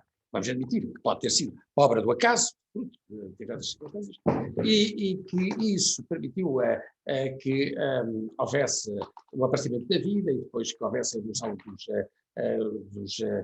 dos animais e depois o aparecimento do ser humano e a sua evolução e tudo mais. Enfim, é possível admitir-se também que por obra do acaso um dia, enfim, a própria inteligência artificial venha a conhecer saltos qualitativos, tal como aconteceu relativamente enfim, a matérias inorgânicas que se transformaram em vida e por aí adiante. Se nós, pelo contrário, formos criacionistas, isto é, se realmente entendermos que a evolução do mundo só é compreensível se tiver havido um criador e um programador, quer dizer, um planificador, não é? Que é outra concepção de vida, evidentemente, não é? É outra concepção de vida. Aí há ainda duas subhipóteses a considerar. Uma é que esse criador, é uma pergunta que eu estou a formular aos oradores, aos conferencistas, é muito especial ao meu querido amigo, professor, a doutora Miguel Ribeiro, mas também aos restantes conferencistas. Há aqui duas hipóteses. Ou realmente esse programador tem uma componente humanista e personalista, e então aí, enfim, pode custar-nos, ou não, mas em princípio custa-nos a acreditar que ele vá ao ponto de querer criar condições para que os seres humanos sejam totalmente escravizados, ou sejam totalmente destruídos, através desse tipo de evolução em que ficam realmente escravos das máquinas. Ou pode acontecer que esse programador não seja necessariamente uma entidade divina, que seja realmente um supercomputador, por exemplo, ou uma entidade qualquer que nós não conseguimos determinar e cujos objetivos, os valores, nós também não conseguimos determinar. E não conseguimos compreender. E então, isso também é admissível, que faça parte da sua própria programação, que realmente haja um salto qualitativo esse que passará pelo homem ser substituído pela própria máquina que ele criou. Quer dizer, estou a falar em termos puramente hipotéticos. Ora bem, em qualquer dos casos, a situação que me agrada mais é a do criacionismo em que há um programador em que existe essa vertente humanista e personalista, em relação à qual eu passo a ter mais esperança de que essa evolução catastrofista não vai acontecer. E, portanto, uma questão até de mera conveniência, digamos assim, pessoal, realmente, e também por uma questão de convicção religiosa, eu realmente prefiro essa última hipótese. Mas, enfim, perante isto, qual destas hipóteses que eu havia referido, são meras hipóteses realmente teoricamente admissíveis, é que poderá parecer mais admissível do ponto de vista estritamente teórico.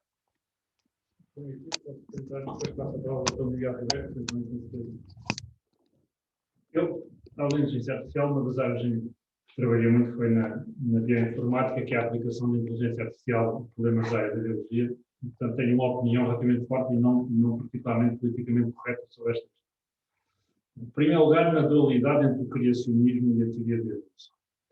Nós temos que gostar mais da teoria que quisermos, mas o problema é que os dados dizem que houve evolução. Isso é um facto. Agora, é claro que uma divindade suficientemente poderosa poderá ter feito o mundo inteiro, o mundo pode só ter 3 minutos, não é? E depois tudo isto, como se parece que tem 4 mil milhões de anos, mas de facto só tem 3 minutos. É um facto que é impossível recusar liminarmente a teoria do criacionismo, não é? Eu tive um colega em Berkeley que era geólogo, não é? Mas a religião dele era o Islão, e o Islão diz que o mundo tem 1000 anos, não lembro da Lourenço. Mas ele datava rochas com centenas de milhões de anos, mas ele não tinha problema nenhum, quer dizer, não, Deus criou o mundo há 8000 anos, só que as rochas estavam feitas de maneira a parecer que têm 400 milhões de anos quando eu as vou datar. Portanto, esta hipótese é impossível de demonstrar que é falsa. Portanto, o mundo pode ter sido criado ou há 5000 anos, ou há 5 minutos, ou há 10 segundos, não é? Agora, se quisermos usar uma coisa que se chama navalha de Ockham, a única teoria que bate certo é a teoria da evolução. Uma teoria parecida com esta do criacionismo, que também é bastante popular, é a teoria da simulação, que eu não sei se tem ou não relação com o seu livro, que eu não li.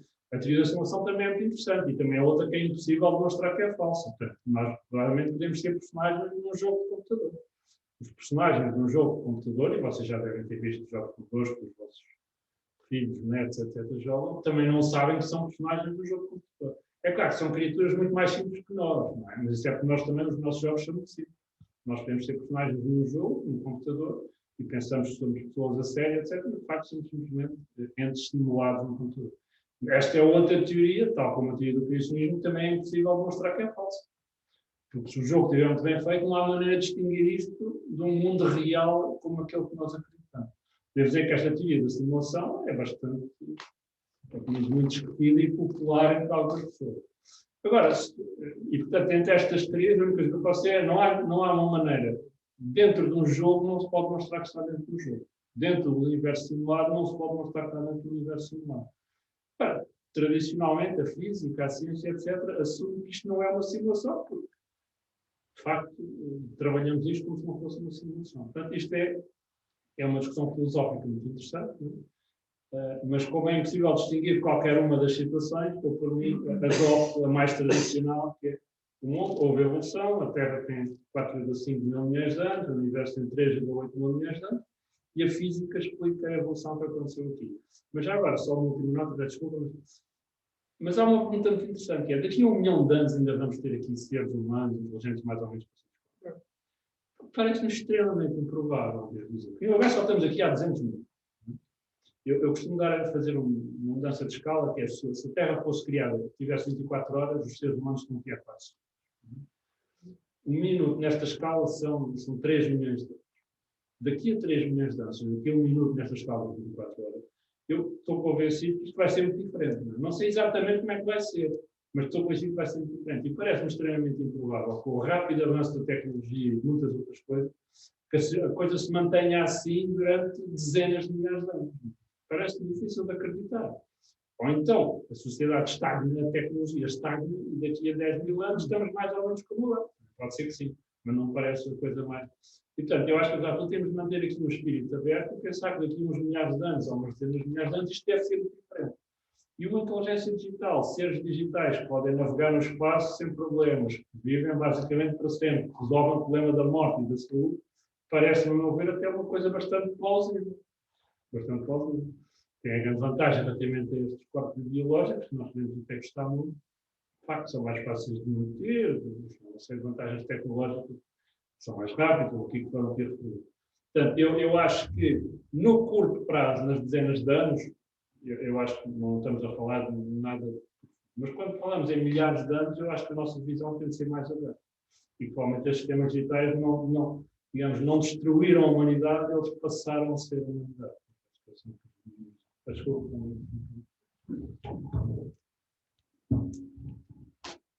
Portanto, a tese aqui defendida no meu livro é como o acaso é capaz de gerar complexidade. Esta evolução não é possível e viola os princípios da termodinâmica, que determinam que tudo evolui para a desorganização progressiva. Portanto, aquele mar de partículas inicial após o Big Bang não podia ter evoluído como evoluiu.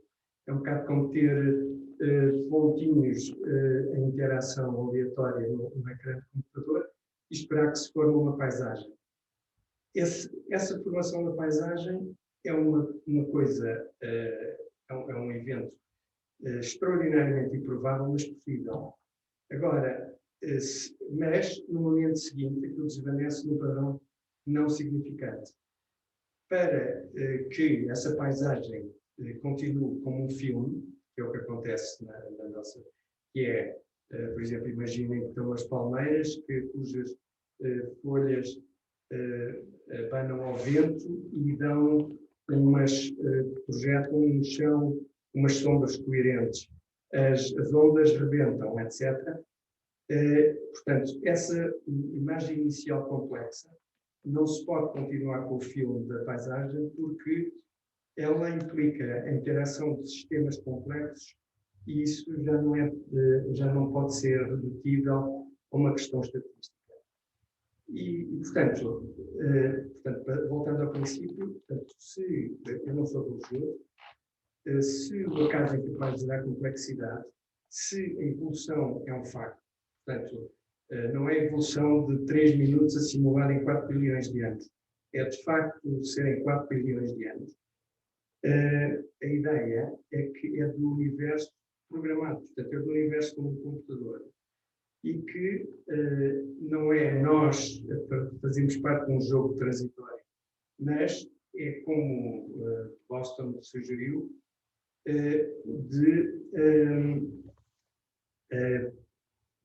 portanto, isto ser uma simulação contínua. Portanto,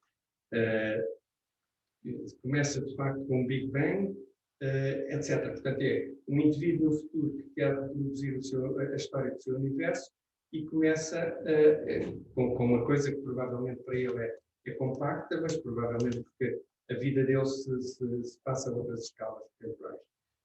E então, portanto, é essencialmente isso. Portanto, o que nós somos eventualmente figuras programadas, claro. A grande diferença é que, em relação ao darwinismo, é que no darwinismo tudo se passa pelo acaso, portanto é o universo autossustentável que progride por tentativa e erro e leva a esta complexidade. E isso com os exemplos iniciais que eu tentei desprovar. E portanto, aqui nós estamos programados para um universo programado para seguir esses passos. Seja ele uma simulação, de facto, portanto, de um eventual indivíduo que uma sociedade avançada esteja a querer simular o seu universo, ou seja, outra coisa qualquer, é um jogo. Portanto, é essencialmente essa a diferença. Ou seja, um Deus. Não, a diferença entre um programador, um eventual programador e Deus é substancial. Porque Deus é uma criação do homem. E, portanto, nós, para que este universo progrida impelido pelo princípio da causalidade, é preciso que indivíduos conscientes tenham sistemas de gratificação suficientes para não se suicidarem todos. portanto, a apreciação da música, o que é injustificável em termos biológicos, a inclinação para a transcendência, que também, etc. Isso são formas de... Aliás, a própria dimensão da indústria do entretenimento mostra bem a importância desse aspecto dos mecanismos de gratificação e ação, porque a indústria do entretenimento serve zero em termos não é justificável, efetivamente. Eu vou passar, antes de passar a palavra para mais questões, vou passar ao Dr. Ricardo Castanheira, que pretende também fazer um complemento a esta intervenção.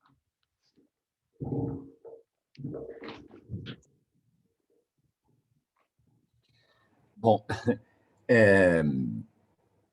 infelizmente a nossa vida aqui no Conselho é bem menos interessante do ponto de vista intelectual que a dimensão filosófica da discussão que agora estava a ser tida.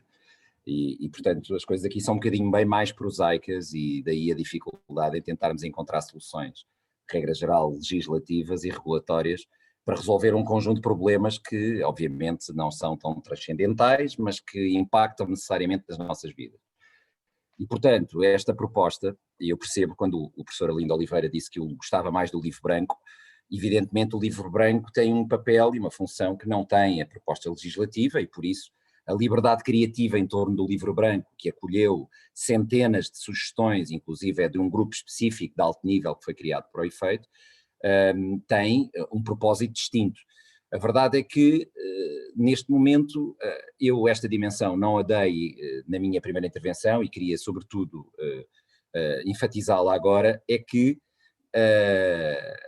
os impactos de uma proposta legislativa bem feita, porque não existem propostas perfeitas, mas pelo menos com o menor número de erros possível, no caso concreto, é absolutamente determinante para colocar e posicionar a União Europeia, e portanto todos nós, perante o mundo numa circunstância competitiva diferente daquela que temos hoje. Porque a verdade é que nós já estamos a partir de trás quando comparados com os Estados Unidos neste domínio, ou quando comparados com os chineses. Estamos a falar de dois paradigmas completamente diferentes dos nossos, mas a verdade é que por via precisamente de uma iniciativa legislativa, que é a primeira, porque não existe nos Estados Unidos e não existe nem existirá, pelo menos neste formato, na China, porque as regras são obviamente outras, mas a verdade é que isto pode ser um fator de atração de investimento, pode ser um fator de maior competitividade.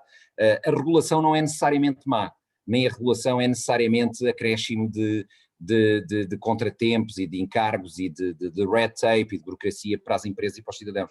Não necessariamente. Aliás, a prova evidente disto é o RGPD, que de repente se transformou num padrão universal e, portanto, já é adotado em estados americanos como na Califórnia e entre outros. E, portanto, aqui a questão da inteligência artificial tem que ser rapidamente resolvida para fazer face a problemas que foram muito bem identificados pelos meus dois colegas de painel nas respectivas intervenções, problemas concretos, que já vivemos com eles diariamente enquanto cidadãos e as empresas enquanto empresas e os governos enquanto governos, para fazermos face, por exemplo, a riscos para as democracias que também foram aqui referidos e que são absolutamente evidentes. Esta questão da desinformação em linha tem por trás, sobretudo, máquinas, robôs e tem inteligência artificial.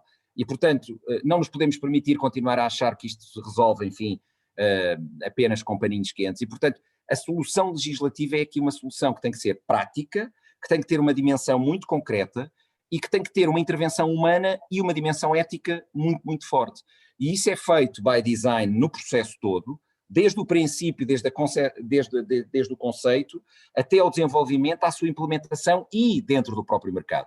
Portanto, há um conjunto de obrigações que têm esta forte dimensão ética e que são obrigações de intervenção humana, que acontecem no processo antes da entrada no mercado das soluções e que vão acontecer depois da entrada no mercado, inclusive é com obrigações para os próprios utilizadores, de reporte, de avaliação, de identificação, enfim. E tudo isto é extraordinariamente importante, sobretudo tendo em consideração o fator tempo, porque se nós levarmos muito tempo a fazer isto, a verdade é que enquanto cidadãos e enquanto empresas estamos a adotar soluções que não são feitas à luz do enquadramento de valores e do enquadramento de princípios que são os nossos na Europa, mas que na verdade nós já estamos a utilizar diariamente e que vamos continuar a utilizar. E isso é perverso do ponto de vista civilizacional europeu, mas é pior ainda do ponto de vista, ou é tão mau quanto, do ponto de vista económico, porque naturalmente, enfim, não é aqui que ficam os outputs económicos, não é aqui que se gera emprego, não é aqui que se fixa o talento e não é aqui que naturalmente se geram os retornos económicos e sociais que devem estar necessariamente associados a este tipo de tecnologias emergentes. E, portanto, enfim, era o meu comentário, um pouco mais prosaico que filosófico, mas enfim, é aquele que nos é pedido enquanto reguladores aqui. Muito obrigado pela oportunidade.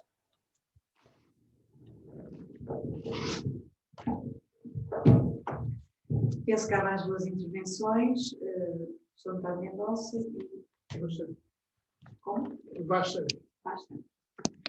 Eu tenho a palavra. Quem? Ok. Não, força. Acho que era melhor ir para ali, talvez, para poder falar. É melhor falar dali. E do microfone. Do microfone. Posso ouvir?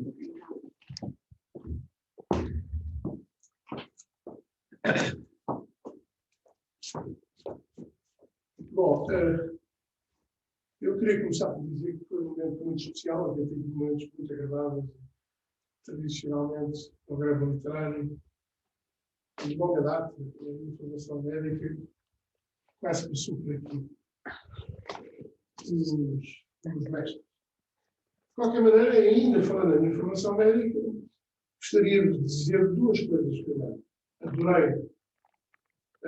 É evidente a qualidade das comunicações, parece que estou a fazer um gato, mas para vos dizer e para sorrirem que eu sempre pensei que havia duas especialidades que tinham tirado o curso de medicina, mas que não eram médicos. Passo a dizer. Um deles é os anestesistas. Eu, por acaso, vi quantos anos. Os anestesistas sabem muito pouco do que é consciente. Sabem os milhares, sabem classificar, sabem tudo. Mas quando a gente entra na noção da mente, ai meu Deus, falam no neurónio, que isso tem a ver com a constituição do cérebro, não quero perder aí. Seguramente, sabem, estou a ler com outra, e brilhantes instituições,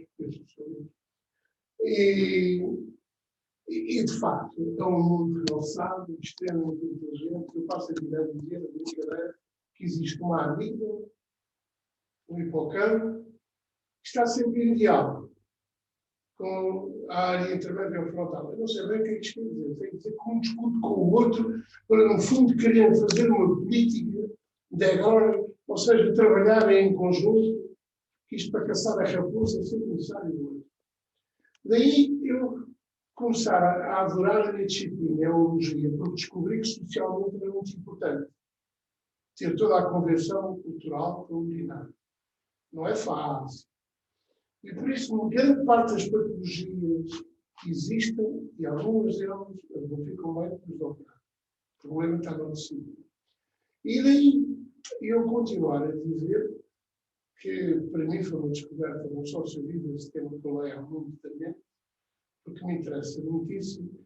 Eu não sou, tenho dificuldade em ser teísta ou deísta, meu caro professor. Mas a noção física que me levou a chegar a este meu pensamento da entalpia e da entropia, e agora o Big Bang, que dá-me um início que eu não posso discutir, porque é mesmo verdadeiro, eu perguntaria, o Sol não vai crescer, e todos nós já sabemos que vamos todos morrer.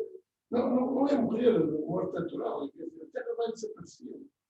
Isso é um conhecimento, não é discutível, é uma realidade. O Sol vai perder a sua energia, mas é conhecimento que todos nós temos. E, portanto, o que é que eu quero dizer? Senti-me extremamente honrado de ver vencer aqui a sua teoria, porque parece extremamente interessante. E o perigo que ela tem, se não houver uma legislação. Eu não acredito na legislação. Porque eu não acredito que os homens a serem normativos mais rápido que eles é a adaptação deles em progresso do poder que têm na subida, na pirâmide máxima, ou, por exemplo, da Torre de Babel. E os sacerdotes já tinham os seus túneis, onde iam fazendo passar, assim como a gente manda os nossos filhos para a faculdade, ao saber. Daí, meu caro, eu não vos quero adiantar, mas dizer-vos que um momento muito agradável e feliz por estar convosco e de ter muito a frente. Muito obrigado por tudo. Eu devo dizer que sou acusado muitas vezes na arte médica como um logista filósofo, não é? Por causa de várias coisas, mas porque adoro este tipo de pensamento. E é esse que é extremamente condutor. Eu gostava de ser, não deísta, não teísta. Tentei muito, mas não fica muito. É só isso que o professor acho que guarde bem essa sua orientação, porque pelo menos dará uma resposta a Nietzsche no prazer que existe. Certo? Muito obrigado.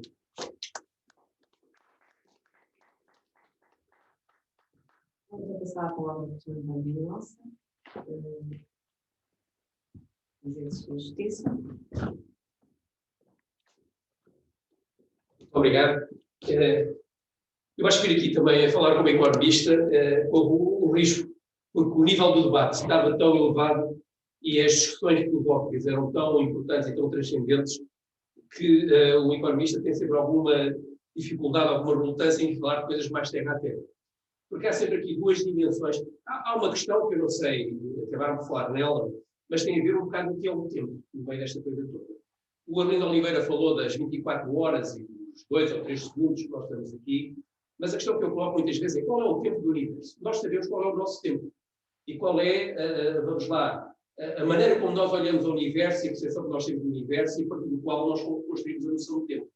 Mas será que esse é o tempo do universo se nós nos deixarmos estar no centro e considerarmos aquilo que é de facto o universo, a sua dinâmica? O que é o tempo do universo? É uma questão que, enfim, é objeto seguramente de discussão filosófica e científica, mas o que é uma coisa que não está inteiramente resolvida. Se o próprio tempo existe. Agora, há uma dimensão, vamos lá, eu estou preocupado filosoficamente com aquilo que vamos ser daqui a 1 milhão de anos, mas de facto isso tem muito pouca relevância para aquilo que é a vida atual, para os nossos problemas, para a nossa capacidade de encontrar respostas. Portanto, há estas duas dimensões que eu acho que têm que ser, enfim, não sei se é possível conciliá-las, mas pelo menos nós temos que conseguir ter capacidade de dar resposta para estas duas dimensões. E, de facto, o economista tem dever de refletir sobre as coisas mais transcendentes, mas também, penso eu, tem que se preocupar um pouco com aquilo que são os impactos que a inteligência artificial, é aí que nós estamos a tratar, vai ter já imediatamente no horizonte da nossa existência. E daí a preocupação do Dr. Ricardo Castanheira, talvez que pareça uma preocupação prosaica, mas também é importante. O que é que nós podemos fazer no sentido de utilizar o melhor possível aquilo que é o progresso científico, aquilo que é a inteligência artificial, em termos do bem-estar das pessoas que neste momento existem. Ou aquelas que provavelmente vão existir no futuro, até com alguma distância temporal. E, de facto, isto é uma questão que é também um objeto de grande polémica. Eu ouço, relativamente à inteligência artificial, sempre que vai haver uma substituição do homem pela máquina. E, portanto, quase que, vamos dizer, desaparecerá o homem enquanto agente produtivo, que vai ser completamente substituído pela máquina. Ora bem, a questão que eu coloco é isto, sim senhor. E o que é que vai ser a economia como resultado da evolução da inteligência artificial? Como é que a economia se vai moldar? Como é que a sociedade se vai moldar? Como é que nós vamos encontrar, em termos de organização económica e social, respostas para aquilo que é o progresso tecnológico, em particular para aquilo que é o desenvolvimento da inteligência artificial? E isto é uma questão que sempre teve presente na reflexão económica. A questão da máquina, da substituição do homem pela máquina. A primeira reação dos homens, nós sabemos isso, todos sabem, foi a destruição da máquina, porque iria destruir, de facto, a vida humana, a capacidade de trabalho, etc. Mas a realidade é que, quando nós olhamos historicamente, a máquina sempre veio trazer progresso, beneficiar e até aumentar o próprio emprego. O emprego não diminuiu, o emprego aumentou. Será que esta tendência se vai manter com a inteligência artificial? O emprego vai continuar a aumentar? É evidente que o emprego aumentou, mas também as condições de trabalho melhoraram substancialmente. Passou-se a trabalhar menos tempo, horas por dia, em alguns casos até menos, outras condições, etc. Ora bem, será que a inteligência artificial vai permitir um tipo de evolução desta natureza, por um lado, acomodar aquilo que é o crescimento da população humana e, por outro lado, também favorecer a melhoria das condições de trabalho e de vida, da agilidade dos cidadãos, este também é outro desafio que nós temos pela frente.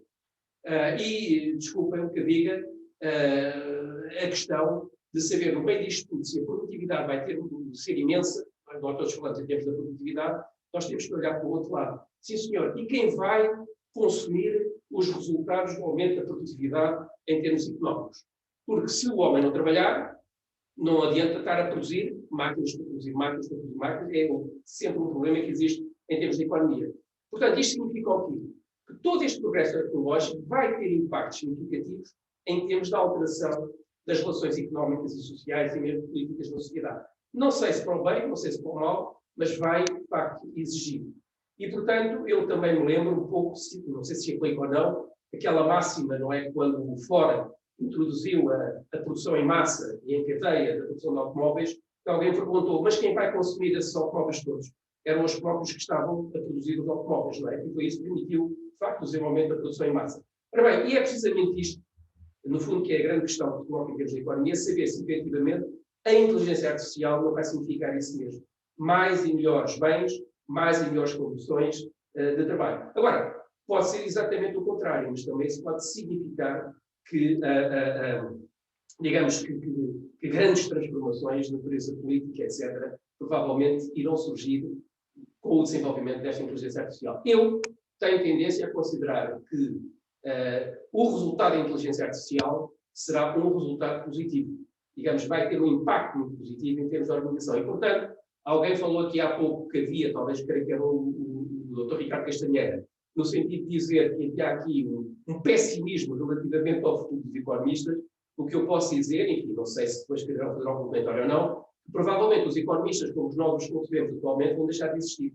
Mas provavelmente outro tipo de economistas, com outras características, vão surgir para responder precisamente às necessidades do desenvolvimento tecnológico da sociedade. Aliás, a nossa própria profissão de economista, se nós olharmos bem o que é hoje, tem muito pouco a ver, até com a profissão de economista, quando eu comecei a estudar, quando eu era estudante e quando eu comecei a ser já economista profissional. Não é? Hoje a diversidade do que é a profissão de economista é imensa, não é? E há áreas e há dimensões de economia que eu não sei, não domino e só marginalmente é que tenho interseção com essas áreas e provavelmente isso vai acontecer. Quer dizer, o próprio economista seguramente que vai mudar e vai também seguramente beneficiar imenso da inteligência artificial, enfim, como nós hoje sabemos que a grande parte da nossa atividade é baseada em modelos, algoritmos, enfim, tudo isso, seguramente nós vamos ter muito mais instrumentos de trabalho para fazermos bem a nossa atividade, não é? E, portanto, isto é, para terminar, é evidente que nós sempre temos tendência a falar muito sobre estas matérias,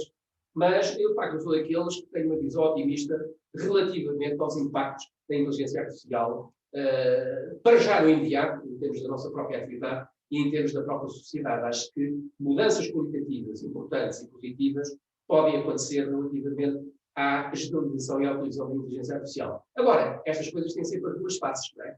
A tecnologia dá para o bem e dá para o mal, não é? E também compete ao ser humano e à sua organização ser capaz de potenciar os efeitos benéficos, enfim, da tecnologia. Mas, portanto, isto aqui terminando já, no quadro da nossa existência, vai daqui a 1 milhão de anos, mas no quadro da nossa existência, eu, enfim, não tenho aquele temor relativamente àquilo que vai ser a possibilidade das máquinas ganharem consciência, se é que alguma vez vão ganhar. Não tenho medo disso, porque, de facto, não julgo que é um problema que não se vai colocar, mas tenho uma visão muito otimista relativamente ao impacto que pode ter, de facto, a máquina de inteligência artificial, digamos, no horizonte, que pode ser o horizonte da nossa existência e da nossa compreensão desse horizonte. Muito obrigado. Obrigado. Não sei se há algum... Exatamente. Não, muito graficamente. Veio 2 perguntas, de facto, mas pela segunda que é mais fácil. Que a inteligência artificial vai trazer aumento de produtividade, parece relativamente, aliás, é por isso que ela tem. Também parece relativamente claro, pelo menos para mim, que vai levantar problemas de distribuição e de concentração. Já se nota agora de riqueza, porque o aumento de produtividade não sendo baseado, não sendo distribuído, digamos, por muitas empresas, por muitas pessoas, por muitas sociedades, parece-me relativamente claro que vai trazer aumentos de concentração e consequentemente desigualdade, e há dados, trouxe aqui no Great Example, há dados que parecem mostrar que é isso, toda a transformação digital. Portanto, eu acho que há um problema grave para os economistas, grave não, um problema importante para os economistas resolverem, que é como é que se redistribui a riqueza causada, criada, de maneira que esse aumento da produtividade se traduza numa melhoria sistemática e sustentável de toda a população. Se conseguimos fazer isso, eu também acho que temos razão para ser otimista. Porque, como disse, há 250 anos que acelerou a criação da tecnologia e temos estado basicamente numa curva ascendente da medida da qualidade de vida e da qualidade do emprego. Portanto, eu acho que temos alguma razão para ser otimistas aí, mas acho que temos uns problemas para interessar. E há várias maneiras de fazer isso, não vale a pena gastarmos sempre aqui. Há muitas pessoas que acreditam no rendimento básico universal, aumento da taxação, os robôs pagam impostos, as variantes são muitas, mas felizmente isso fica para os economistas resolverem, portanto, eu tenho trabalho durante muito tempo. E esta acho que era, digamos, a pergunta mais central que fez, que parece interessante e relevante, não tínhamos abordado explicitamente. A outra, eu não sou físico, embora tenha trabalhado no CERN, no âmbito físico e tenha algum conhecimento sobre o tempo, era uma pergunta muito filosófica. Eu posso só responder a versão oficial, mas na verdade não há resposta nenhuma a fazer, a verdade não é. Portanto, de acordo com a tradução, com o modelo físico, com a cosmologia standard, com o modelo standard, etc., há 13,8 mil milhões de anos apareceu o espaço e o tempo. Antes disso não havia nem tempo nem espaço. Ninguém sabe dizer mais do que isto. E isto, como eu disse, também não é grande coisa. Mas como vamos dizer.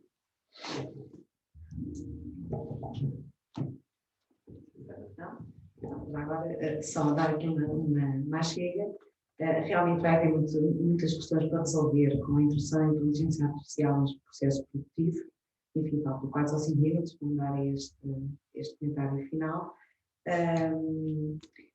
Mas, de facto, há aqui, digamos, recorrentemente um aspecto que é importante, que vão ser as políticas públicas, ou podem ser as políticas públicas, no desenho desta, digamos, redistribuição desigual, quer dentro dos países, pela via da diferença de qualificação dos trabalhadores, portanto, porque os mais classificados, com capacidades de adaptação, digamos, à evolução tecnológica, conseguirão adaptar-se e evoluir, e aqueles tipos de trabalho portanto, mais simples, mais facilmente passível à automatização, portanto, vai tender a ser substituído. E, portanto, dentro disto acontecerá entre os países, e entre os países, exatamente por essa diferença, digamos, de evolução, ou digamos, de progresso ao nível da inteligência artificial da Europa, nomeadamente, em comparação com os Estados Unidos, que é com algumas regiões asiáticas, onde se inclui a China. Portanto, há aqui problemas para resolver, a um nível mais macro, mas também a um nível mais interno dos governos. Eu penso que aqui as políticas públicas poderão ter um papel, poderão ter aqui alguma importância no mitigar de alguns dos problemas que podem vir a causar. Estes problemas podem vir a causar. Eu não sei se há mais intervenções, não havendo, e dada a hora, eu vou agradecer mais uma vez aos oradores, foi muito, muito interessante. Os aspectos filosóficos de toda esta temática foi para mim um aspecto muito interessante e penso que já foi demonstrado para toda a gente que esteve aqui presente e provavelmente também para as pessoas que assistiram em casa. E vou, digamos, também agradecer mais uma vez ao Grêmio Literário esta oportunidade de nós podermos ter esta iniciativa nesta casa maravilhosa. Um bem-aja a todos e um bom resto de noite.